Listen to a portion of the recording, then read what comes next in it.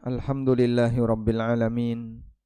Wassalatu wassalamu ala ashrafil mursalin Nabiyyina wa maulana Muhammadin wa ala alihi wa sahbihi ajma'in. Wa ashhadu an la ilaha illallah wahdahu la syarikalah. Wa ashhadu anna Muhammadan abduhu wa rasuluh sallallahu alaihi wa ala alihi wa sahbihi wa man tabi'al huda ila yaumiddin. Alhamdulillah, puji syukur kita haturkan kehadirat Allah. Pagi ini kembali kita melanjutkan kajian rutin di Masjid Al-Marhamah. Dan insyaAllah kita masih membahas tentang masalah fikih kurban. Yang mau kita singgung di kesempatan pagi ini adalah tentang halal haram muamalah dalam kegiatan kurban. Tahap awal yang akan kita pelajari berkaitan dengan masalah pengadaan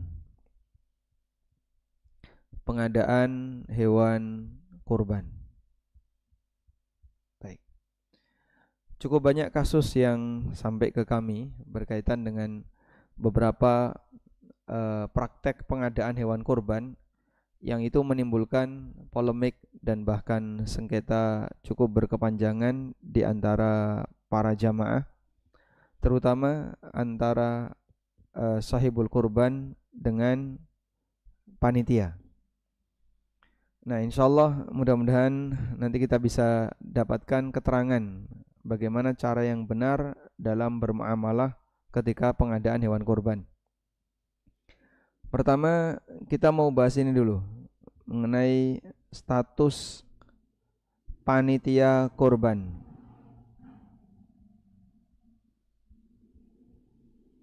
Sebenarnya status panitia kurban itu sebagai apa? Status panitia kurban. Nah, panitia kurban statusnya sebagai apa? Wakil. Nah, coba kita buka di sini ya. Nah,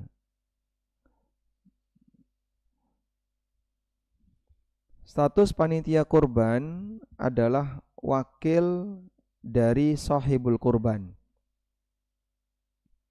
Dari mana kita bisa dapatkan itu? Karena sahibul kurban mengamanahkan hewan kurbannya untuk ditangani oleh panitia kurban. Berarti status mereka adalah sebagai wakil. Panitia kurban bukan pemilik hewan kurban itu, bukan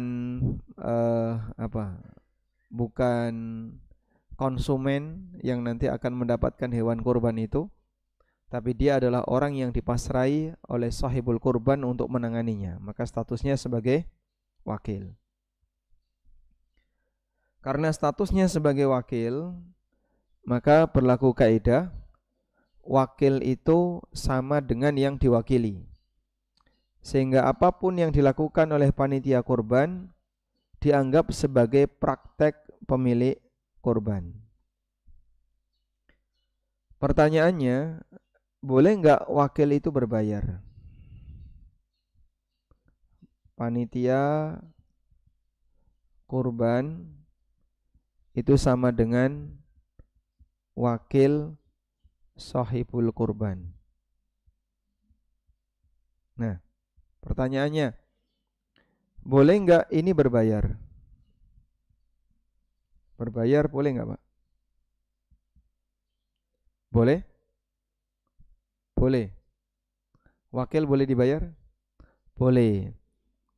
Wakil boleh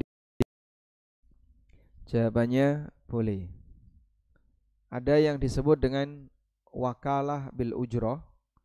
Wakalah bil ujroh itu artinya akad mewakilkan, tapi statusnya minta bayaran. Dan hakikat dari wakalah bil ujroh ya sama dengan akad ijarah, akad jual beli jasa.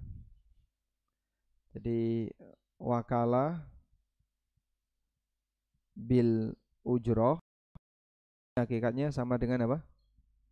Akad jual beli jasa. Baik. Selanjutnya, setelah kita tahu bahwa posisi panitia adalah wakil bagi sahibul kurban, berarti panitia dia statusnya sama sebagaimana sahibul korban. Kalau kemudian dia minta jasa, maka statusnya akad jual beli jasa. Kemudian posisi panitia di situ ada di dua keadaan. Pertama di bagian pengadaan, dan yang kedua di bagian penanganan. Begini ya. Sekarang kita akan lihat dulu posisi panitia di bagian pengadaan hewan. Panitia di bagian pengadaan hewan. Pertanyaannya, saat panitia melakukan pengadaan hewan, apakah panitia itu penjual hewan atau wakil sahibul korban untuk mencarikan hewan, atau wakil peternak untuk menjualkan hewan? Status panitia dalam pengadaan hewan kurban. 1. Wakil untuk mencarikan hewan kurban. Yang kedua, wakil peternak untuk menjualkan hewan kurban. Yang ketiga, penjual hewan kurban.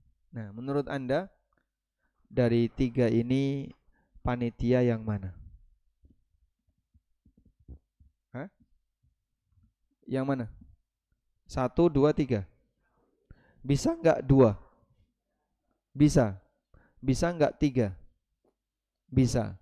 Terus bedanya di mana? Panitia itu wakil jamaah mencari hewan kurban, wakil peternak untuk menjualkan hewan kurban, jadi seperti belantik sapi gitu, atau penjual hewan kurban. Karena ini nanti berkaitan dengan konsekuensi, bolehkah panitia dapat fee dari pengadaan, sehingga nanti panitia sudah basah duluan di bagian pengadaan. Boleh atau tidak? Bolehkah panitia dapat fee dari pengadaan hewan kurban?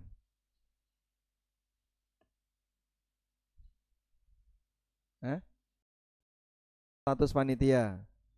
Dari 3 status ini, boleh enggak panitia dapat fee dari pengadaan hewan? Boleh kalau ikhlas. Ya, ikhlas yang mana? Semuanya ikhlas, Pak. Shahibul kurban itu ikhlas. Baik. Panitia jadi wakil jamaah untuk mencarikan hewan kurban. Kapan status panitia jadi wakil jamaah mencarikan hewan kurban? Ketika dana pengadaannya itu sudah ada lebih dulu, kemudian panitia mencarikan hewan itu. 1. Atau yang kedua, ketika jumlah hewan kurban yang dibutuhkan sudah fix. Misalnya yang daftar untuk kurban ada 7 kelompok. Berarti jumlah sapi yang dibutuhkan sudah jelas. Lalu panitia mencarikan. Nah, setelah ketemu harga, barulah uangnya dikumpulkan oleh jamaah. Yang ketiga, sudah ada yang pesan, jamaah pesan, tolong dong carikan sapi yang seperti ini. Nah, dari kondisi 3 ini, status panitia adalah wakil jamaah untuk mencarikan hewan kurban. Sudah?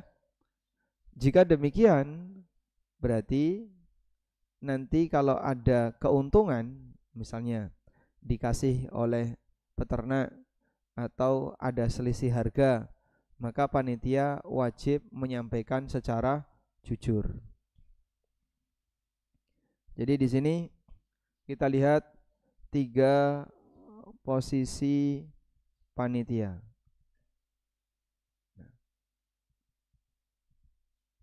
Tiga posisi panitia. Yang pertama, jika dia sudah dapat atau sudah dipeseni oleh jamaah. Berarti status panitia adalah wakil jamaah.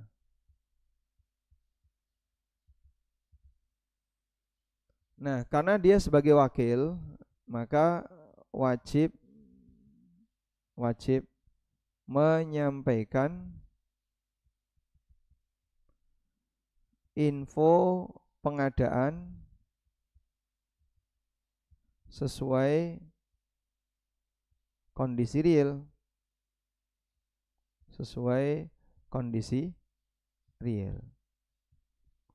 Maksudnya gimana, Pak? Ya apapun nilai dari sapi itu, ada bonus dan tidak dan seterusnya, harus disampaikan. Ada bonus sekian, harga sapi sekian dan seterusnya. Panitia hanya ngecak nih. Nah, di sini kalau kemudian panitia boleh nggak minta fee? Panitia boleh dapat fee dari jamaah. Sehingga misalnya jamaah ngasih, nanti Bapak saya kasih sekian, atau kita kasih sekian persen dari nilai sapi, itu boleh. Udah?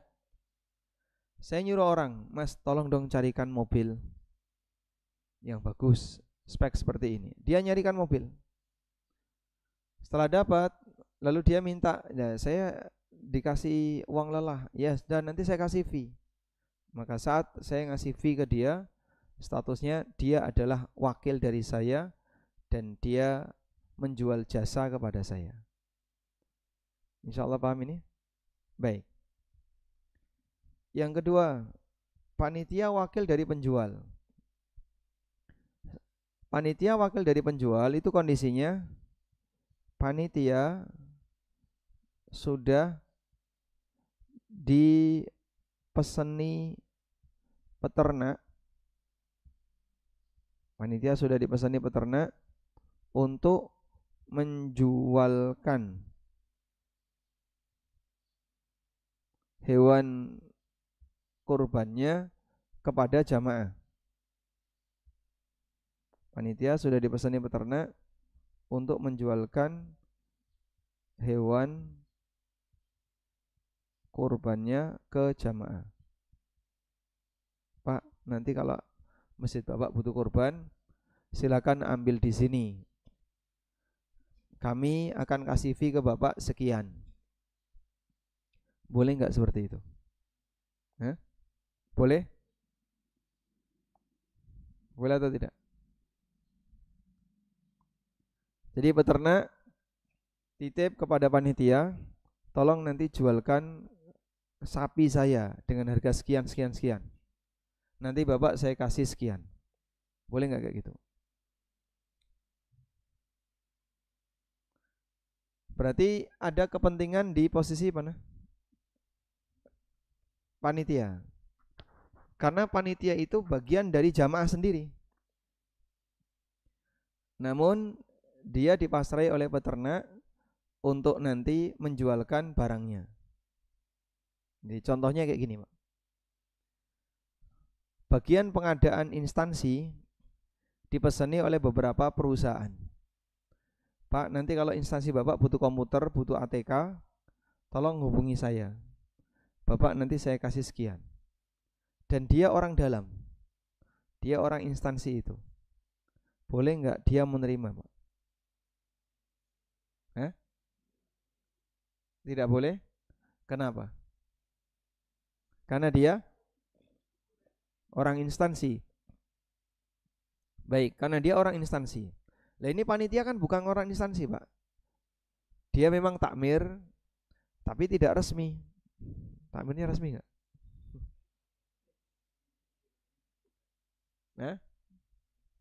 bubar sementara. Baik, seperti ini boleh jika dia terus terang ke jamaah. Jadi boleh jika terbuka ke jamaah. Karena dia sebenarnya bagian dari jamaah, bahkan dia takmir. Maka untuk menghindari yang disebut dengan peluang adanya tuhmah, peluang adanya tuduhan, maka panitia harus terbuka kepada jamaah. Dia sampaikan, kami dapat fee dari peternak sekian. Kalau Anda titip pengadaan kepada kami, peternak ngasih fee ke kami sekian. Kalau jamaah tidak mempermasalahkan, boleh. Itu sama dengan orang kerja di instansi swasta. Lalu dia di bagian pengadaan di instansi swasta tadi, misalnya untuk ATK, kemudian toko ATK ngasih fee kepada orang ini, maka dia harus cerita ke owner, Pak, saya dapat fee dari toko sekian. Kalau ownernya ridho, boleh, karena dia instansi swasta. Tapi kalau instansi pemerintah, tidak boleh.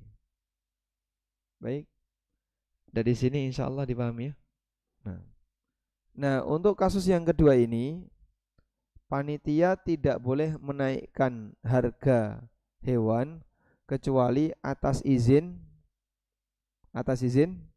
pemilik hewan. Saya ulang, panitia tidak boleh menaikkan harga hewan kecuali atas izin peternak.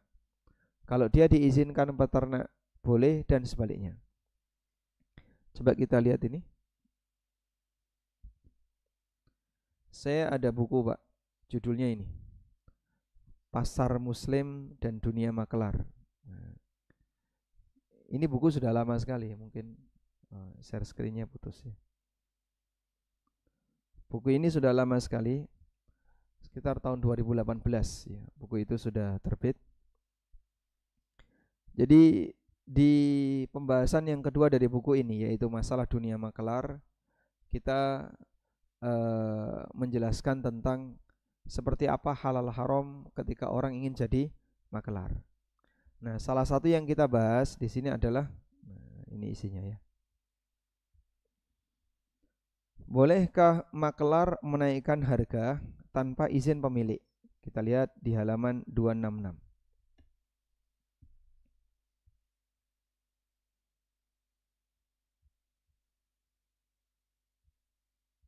Halaman 266. Nah, kurang ke bawah ya.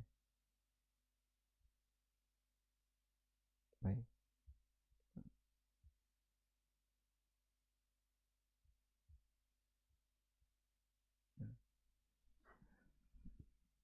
Bolehkah makelar menaikkan harga tanpa izin pemilik? Mengulang dua riwayat mengenai makelaran yang disebutkan Imam Bukhari dalam sahihnya. Riwayat yang pertama dari Ibnu Abbas radhiyallahu anhuma, beliau mengatakan, la ba'sa ayyaqula, boleh seseorang mengatakan, bi hadza thauba, tolong jualkan kain ini, fama zada ala kadza wa kadza fahuwa laka, kalau harganya lebih dari sekian itu milik kamu. Ini riwayat yang pertama. Riwayat yang kedua, wa qala Ibnu Sirin, kata Ibnu Sirin, idza qala bi'hu bi kadza, kalau pemilik barang mengatakan silahkan kau jual dengan harga sekian, famakana min ribhin fawwalaka, nanti kalau ada untungnya, untungnya milik bapak. Jadi kalau yang pertama, menurut keterangan Ibnu Abbas, pemilik barang bilang, tolong jualkan barang ini Pak, pokoknya saya terima bersih 100 juta, ini mobilnya kamu jualkan, saya terima bersih 100 juta. Nah terus saya dapat apa? Ya terserah bapak mau naikin sendiri. Akhirnya saya jual laku 150. Maka yang 100 juta saya serahkan kepada pemilik mobil, yang 50.000 jadi milik saya. Karena lakunya 100 juta 50.000. Misalnya, boleh enggak seperti ini? boleh. Ini menurut keterangan Ibnu Abbas hukumnya boleh. Yang kedua, menurut keterangan Muhammad bin Sirin, dan dua-duanya ada dalam Sahih Bukhari ya. Idza qala bi'hu bikadza fama kana min ribahin fawwalaka. Kalau ada orang mengatakan tolong jual dengan harga sekian, jika nanti ada untung kita bagi dua. Baik Pak, tolong jual Pak, harga konsumen 100, nanti Bapak saya kasih fee sekian, hukumnya boleh. Nah, untuk kasus yang kedua ini, dia tidak boleh menaikkan harga kecuali atas izin pemilik. Ibnu Qudamah mengatakan, idza qala bi'hu bi hadha thawb bi asyrah fama zada 'alaiha fawwalaka sahha.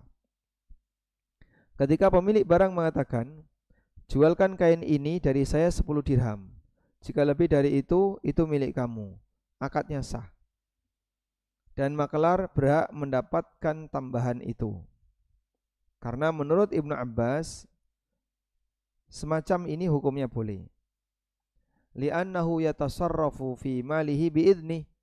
Karena dia mentransaksikan barangnya pemilik dengan izin pemilik.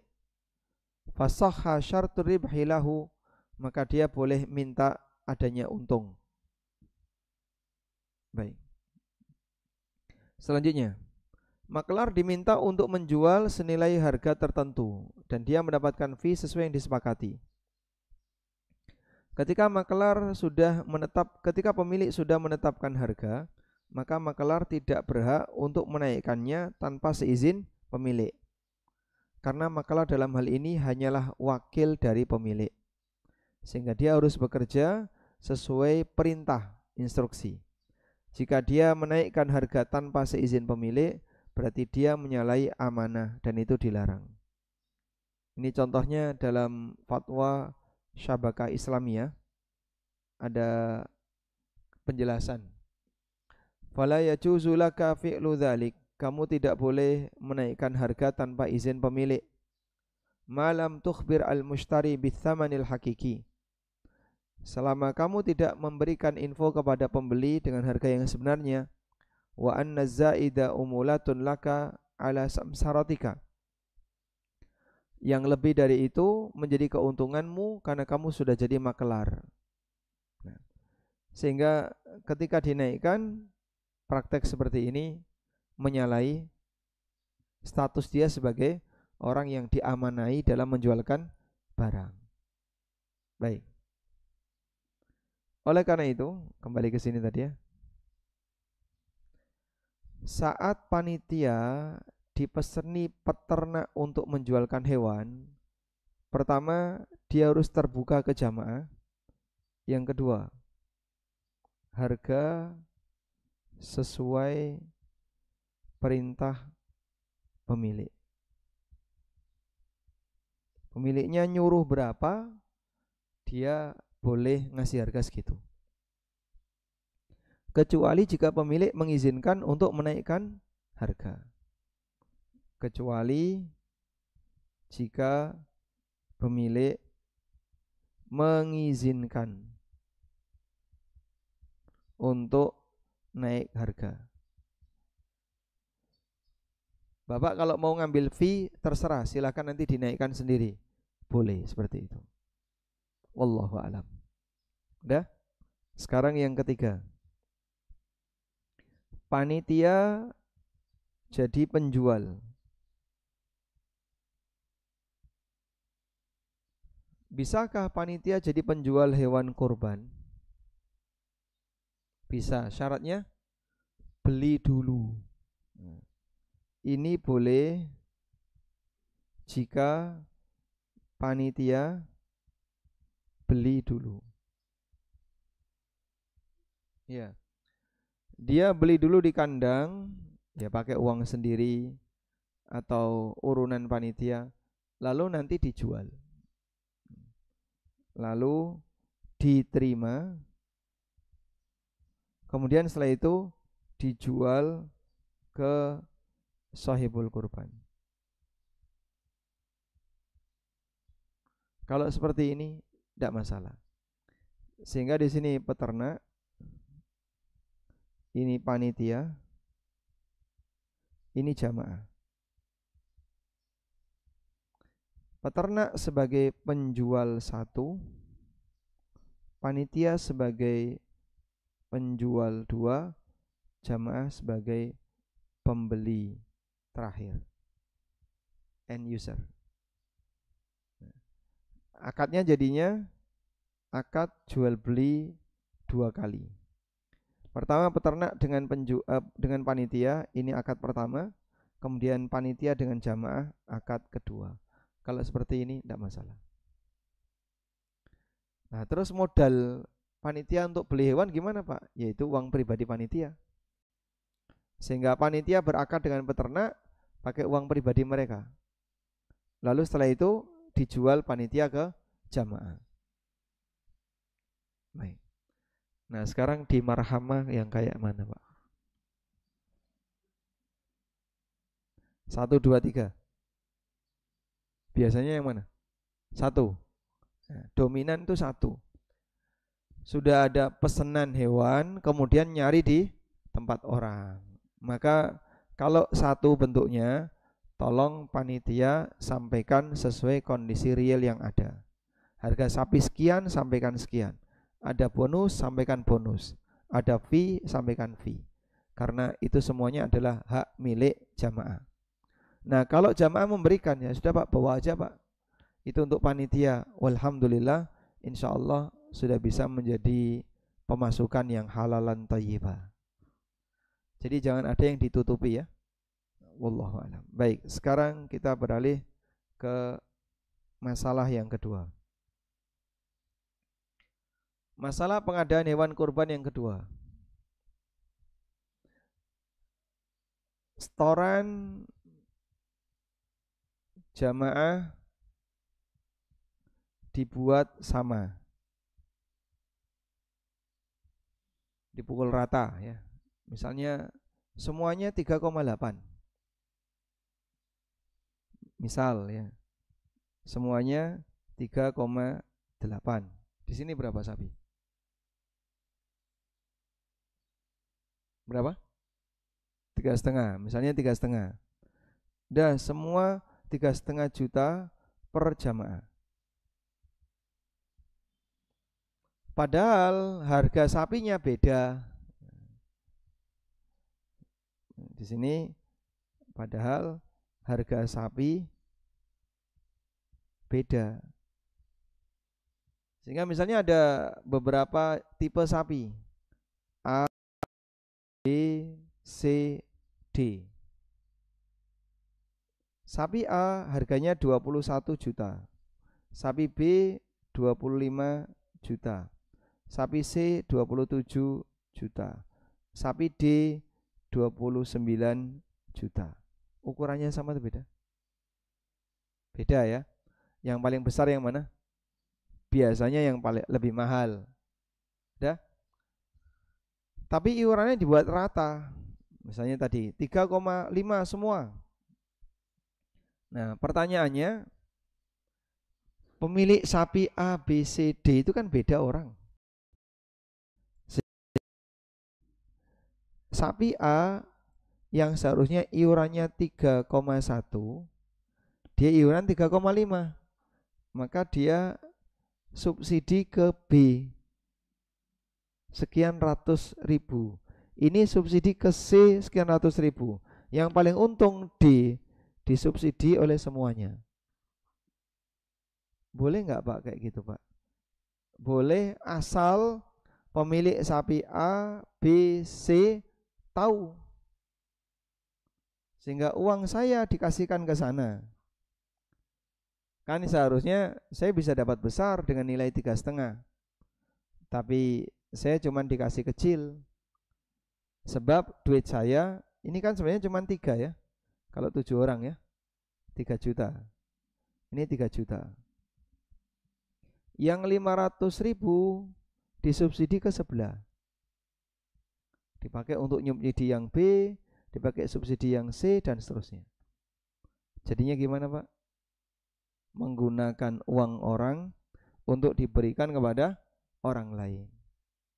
Bolehkah seperti ini? Sehingga ada subsidi silang. Yang mendapatkan sapi lebih murah mensubsidi kelompok yang dapat sapi lebih mahal. Boleh nggak seperti ini? Ya, asal jamaahnya tahu boleh. Sehingga jamaah disampaikan. Jadi misalnya kelompok A, Pak Hasan, Pak Nur Hasan, Pak siapa lagi dan seterusnya. Pak, Bapak dapat sapi paling kecil. Regane piro? 21 juta. Loh, iurannya kok 3,5? Kan harusnya iurannya berapa? 3 juta. Lah yang 500 kemana itu? Duit Bapak yang 500 kami salurkan ke kelompok D. Harga sapinya 27 juta. Mau atau tidak? Hah? Kalau yang bersangkutan, wah ra ikhlas nih kayak ini.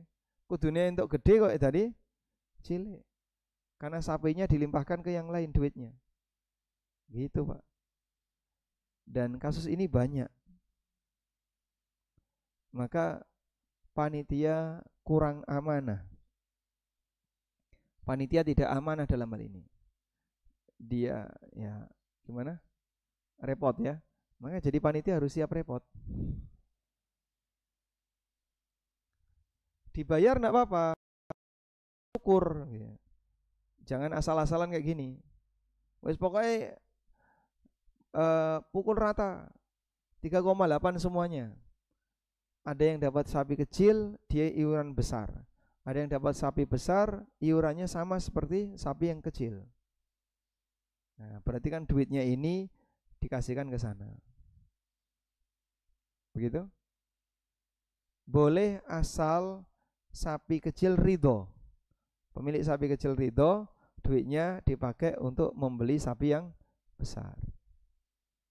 Nah, gimana Pak? Kalau jamaahnya ridho, tidak apa-apa.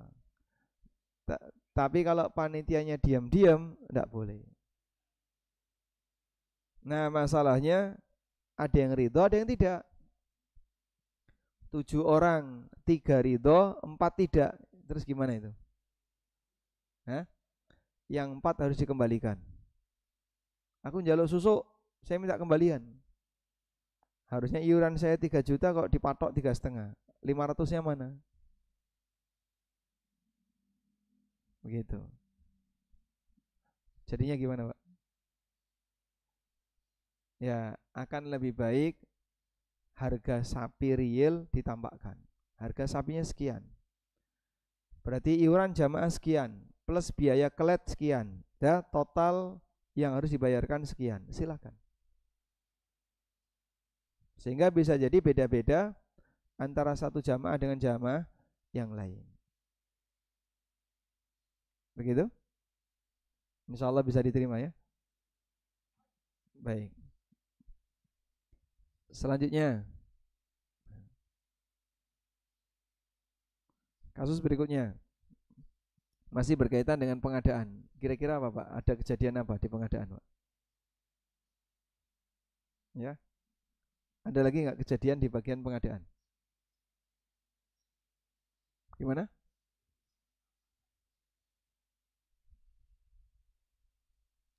Urunannya sama, tapi harga sapinya? Hmm.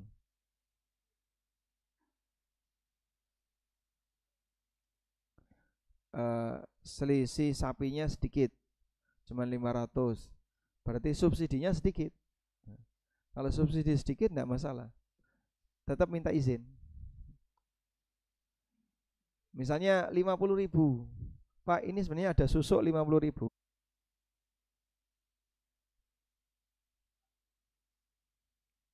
Harus izin.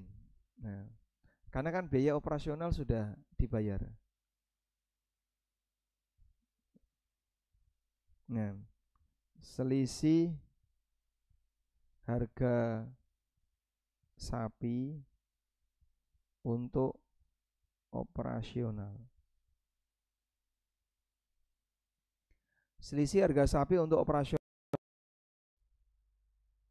boleh asal izin sahibul korban. Jadi tadi kan sahibul korban sudah bayar operasional. Karena biaya operasional sudah dia bayari, maka di saat selisih itu dipakai biaya operasional, berarti kan sahibul korban bayar 2 kali. Pertama bayaran resmi, yang kedua selisih harga sapi.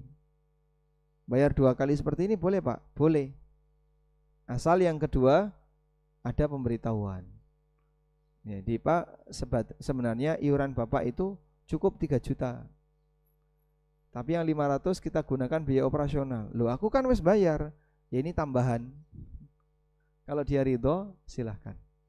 Wallahu a'lam. Baik, cukup ya. Nah, selanjutnya kita berikan kesempatan bagi jamaah untuk memberikan kritik dan saran. Nah, silahkan mungkin bisa merapat ke depan untuk dapat mikrofon. Ada ke belakang Pak, ke belakang.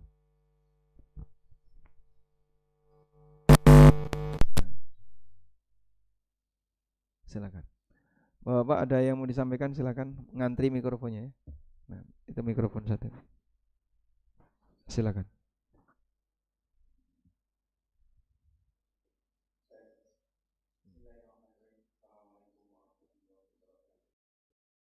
Lamar.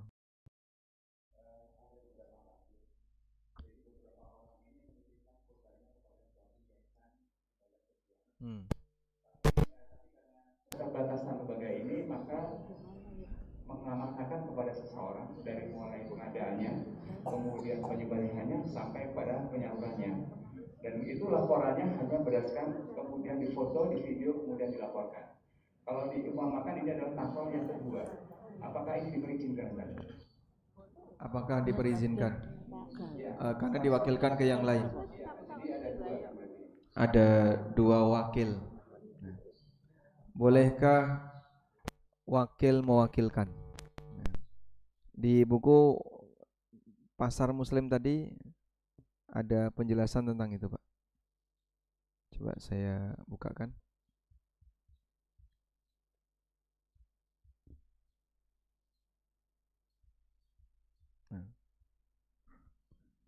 Bolehkah makelar dimakelarkan? Halaman 278.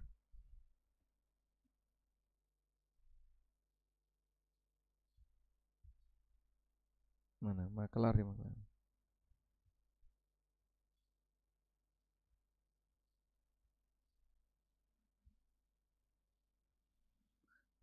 Pada dasarnya posisi makelar dari penjual, posisi makelar adalah dari penjual atau pembeli.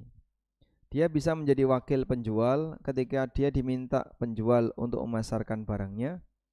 Juga bisa jadi wakil bagi pembeli ketika diminta pembeli untuk mencarikan barang.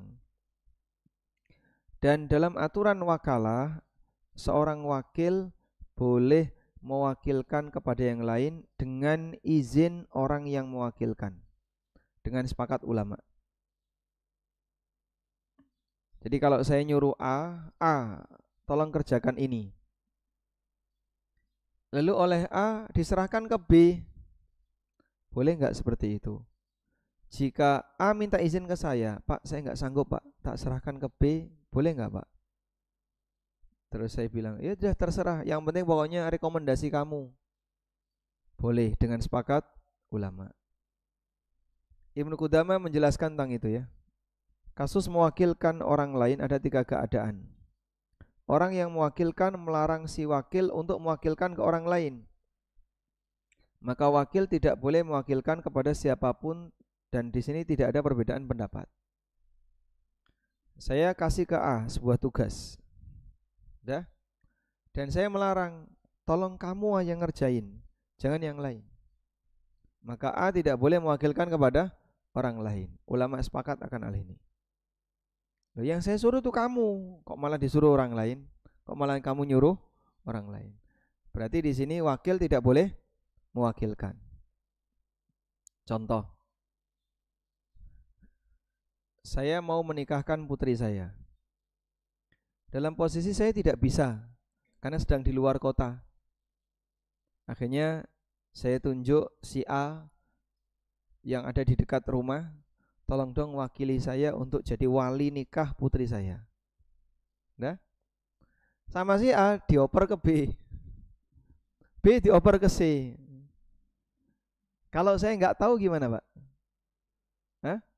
Bapak sebagai wali nikah yang asli sebagai orang tuanya, kira-kira gimana? Kita nggak terima. Loh, yang saya percaya itu kamu kok malah dikasihkan ke yang lain. Nah, dalam kasus ini berarti wakil tidak boleh mewakilkan kepada yang lain dengan sepakat ulama. Yang kedua, orang yang mewakilkan mengizinkan wakil untuk mewakilkan ke orang lain. Maka dia boleh karena sudah ada izin. Dan kata Ibnu Qudamah, ulama sepakat akan hal ini. Saya nyuruh A, kemudian saya bilang, yang penting beres. Terserah, kamu mau serahkan kepada siapapun terserah. Yang penting beres. Maka saat saya memberikan mandat kepada si A, lalu si A mewakilkan kepada teman-temannya, hukumnya boleh. Nah, contoh yang pernah terjadi di masa silam, itu kasusnya tentang dalal. Ada profesi namanya dalal. Dalal itu kayak gini, Pak. Saya bawa barang banyak sekali ya, 1 kontainer, tak bawa masuk pasar untuk saya jual. Kemudian saya manggil 1 orang, Mas, tolong kamu bantu jualkan barang 1 kontainer ini, tak tunggu di warung kopi. Siap. Nanti saya dapat berapa? Nanti kamu saya kasih 3%. Siap. Akhirnya dalal ini mencari pasukan ya, preman pasar. Preman pasar ini namanya dalalin. Dia mencari para dalalin. Dia kumpulin, tolong kamu jualkan barang ini, kita jual bareng-bareng ya. Nanti siapa yang sanggup menjualkan dapat 2%. 3 saya kasih si A, saya kasih 3%. Jadi di sini pemilik ya nyuruh A, terus A manggil pasukan dalalin, preman pasar tadi ya. Di sini ada P, Q, R, S, T, U, V. Ini dapat 3%. Yang ini dikasih 2%.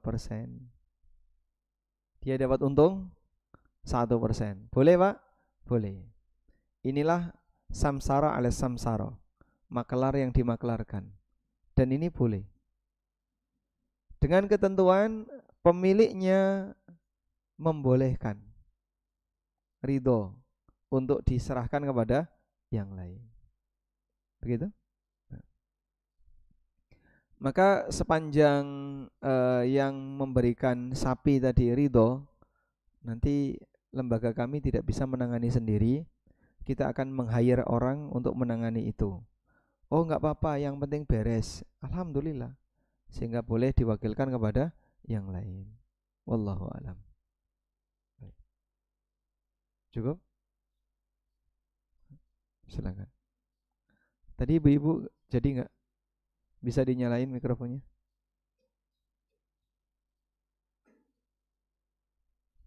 Enggak nyala. Waalaikumsalam warahmatullahi wabarakatuh.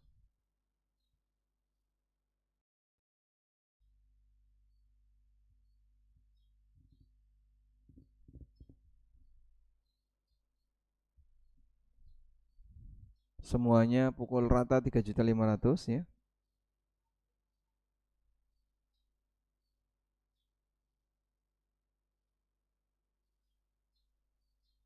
Dapatnya daging gimana?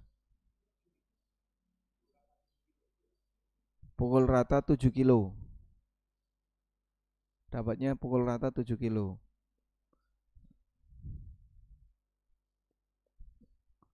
Iurannya sama atau beda? Sama. Nah, sebenarnya yang masalah di iuran yang sama untuk pengadaan sapi dengan harga yang beda. Masalahnya ada di situ ya. Sehingga kalau terkait sahibul kurban dikasih jatah dengan berat yang sama, itu tidak masalah. Oh, sapi saya gede kok dikasih 7 kilo. Sapi kecil dikasih 7 kilo. Hah? Berarti sapi yang gede ini seharusnya bisa dapat 8 kilo atau 9 kilo. Tapi dia relakan yang 2 kilo. Nah, dia dapat sepertiga kan? Dapat sepertiga, anggaplah bobot sapi 24 kilo. Misalnya begini Pak, iuran sama 3,5 juta. Ada 3 sapi, 3 tipe sapi. Sapi A, sapi B, C. Nih, sapi A harganya 21 juta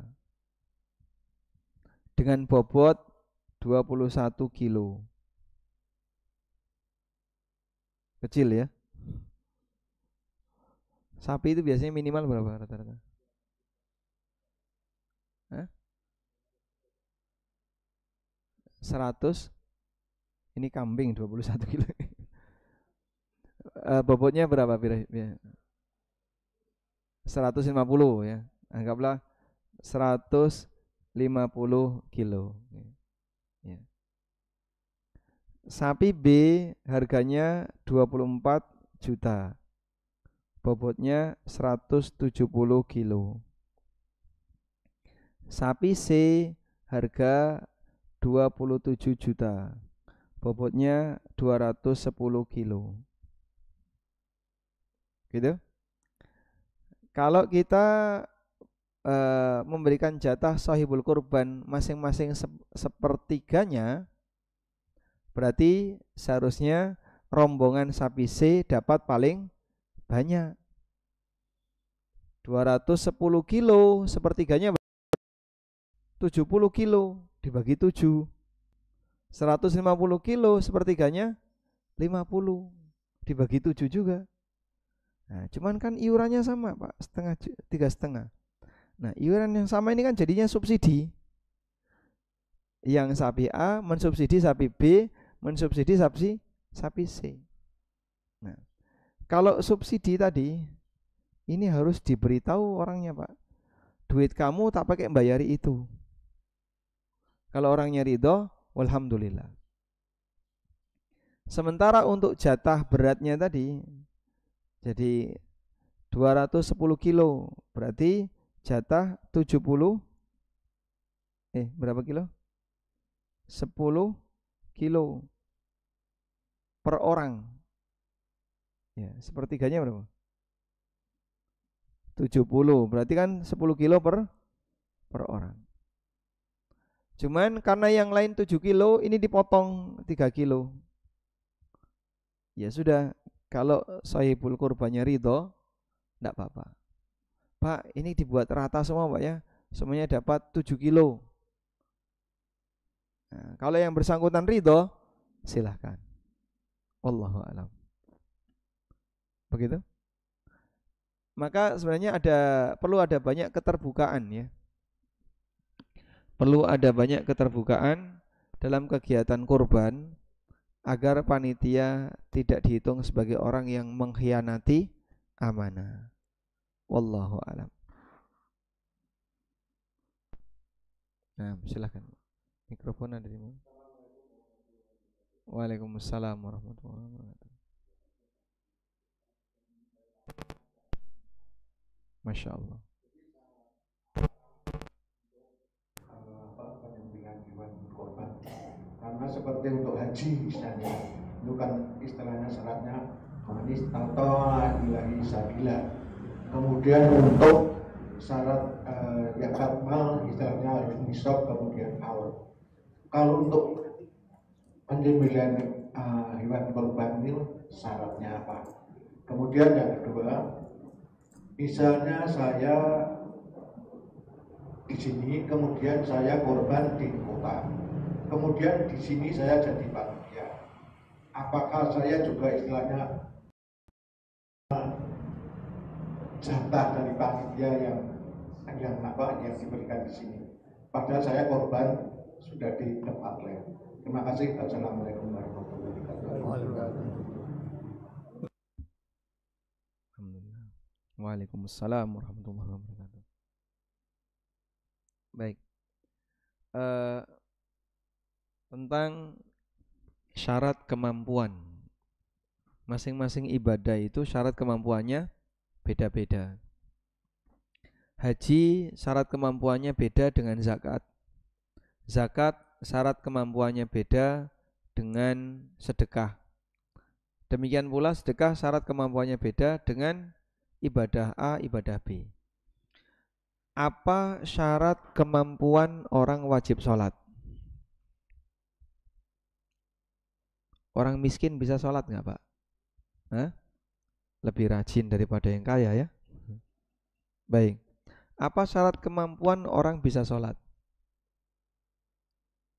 Berakal. Selagi dia berakal, wajib sholat. Lumpuh, Pak? Orang lumpuh bisa sholat? Bisa. Nah, gimana caranya? Ya semampunya. Boleh tiduran, boleh sambil duduk, semampunya. Sehingga orang sakit yang penuh dengan selang, atas bawah selang semua, dijenguk nggak bisa. Datang waktu sholat, akalnya sadar, sehat, terdengar adzan dari luar. Sudah masuk sholat. Sholat opo ya iki? Melek lihat jam kok rano jam. Tanya orang nggak ada yang bisa jawab. Dia cuma ketap. Tapi kan kadang orang jadi lupa waktu ya. Karena hanya dalam sebuah ruangan kecil. Dalam kondisi itu, jika dia tahu, ini waktu duhur, maka dia sholat duhur dengan badan penuh dengan selang. Karena akalnya sehat. Kemampuan zakat tentu saja beda dengan kemampuan haji. Maka syarat kemampuan kurban itu lebih rendah, lebih ringan daripada syarat zakat. Berapa, Pak? Kemarin sudah kita sampaikan ya. Kurban minimalis berapa? Nah, anggaplah 1 juta. Ketika dia mengeluarkan uang 1 juta, itu tidak memberikan pengaruh bagi kondisi dapurnya, silahkan berkorban. Makanya kurban itu seharusnya banyak ya. Sehingga misalnya marhamah mengcover berapa kakak? 500 ada? 500. 500 itu kaya semua. Lebih dari kaya, Masya Allah. Berarti kan seharusnya ada 500 paket. Baik yang disembelih di sini atau yang di luar. Karena tingkat kemampuan kurban itu beda dengan zakat. Jadi lebih ringan. Sebab kurban itu sepanjang dia bisa pengadaan hewan dengan nilai murah, silahkan. Saya pernah kurban dengan kambing harga 400.000, tapi dirawat setahun. Dirawat setahun dulu. Nah, baik. Kemudian yang kedua, tentang takmir dapat jatah khusus atau panitia dapat jatah khusus. Insya Allah nanti kita bahas ini ya. Bolehkah panitia dapat jatah khusus? Karena ini cukup sensitif. Insya Allah akan kita bahas di pertemuan berikutnya agar lebih detail. Nah, selanjutnya.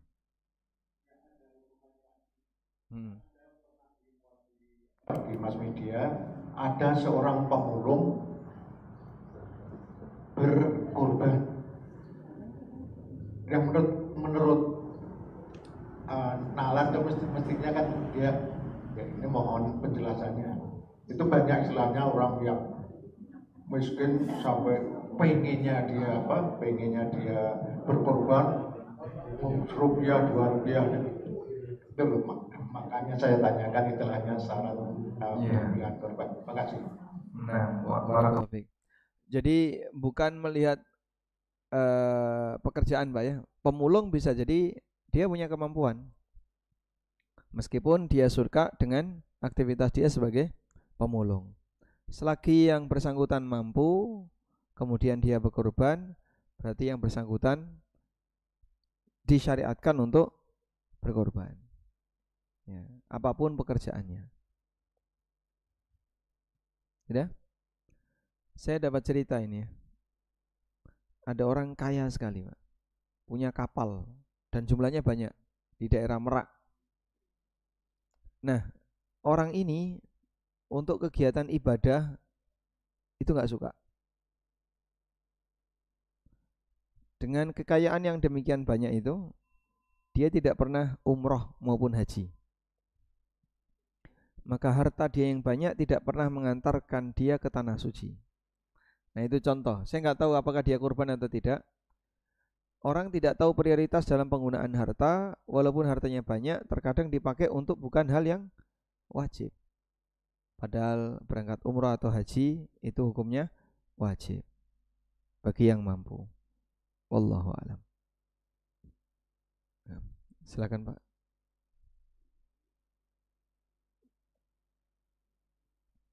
Yang terakhir nih.